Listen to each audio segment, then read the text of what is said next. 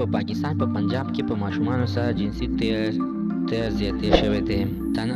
عزتمنو چې د دې هر څه نه مخکې که زه یوه دا یادونه کوم چې زموږ په دې چینل کې نه وئ حتما داسې زموږ دا چینل ته سبسکرایب کړئ، خوا کې ورسره د ډالۍ نشان ووهئ چې هر یوه نوي معلوماتي ویډیو تاسو ته په اسانۍ باندې در ورسېږي. تازه رپورټوار وایي چې دا په پاکستان کې ماشومانو سره ډېر سخت زناکاري کېږي، یعنې بدکاري کېږي.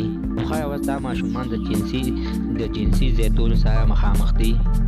دغه شانتې دا جنسي اړیکو سره سیوا کسان د قرآن کریم قاریان ښکاره بالکل شو شوي دي چې دوی همیشه خپلو شاګردانو سره دغه شانته ظلم او غلط کارونه کوي.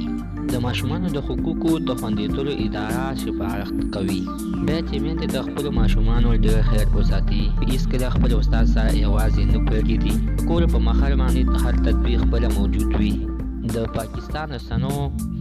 پاکستان رسنۍ وایي چې دا ویډیوګانې یو بلا لویه هغه مخر جوړ کړی شوي چې کوم کسان زده کوونکي او یو دیني عالم د جنسي ظلم شکایت وکړ.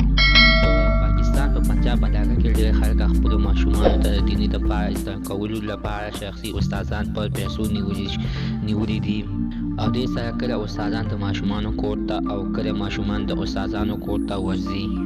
په پاکستان د رسنیو په وینا اکثر د ځوانان دا استادان خپلو ماشومانو سره بیا سنا کوي کله چې دوی ځان ته په یوه کمره کې ناست وي. هلک مور او پلار وایي چې زه دوی چېرته سبق یادوي، سبق زده کولو سره ورسره دغه شانتې غلط کارونه بیا کوي.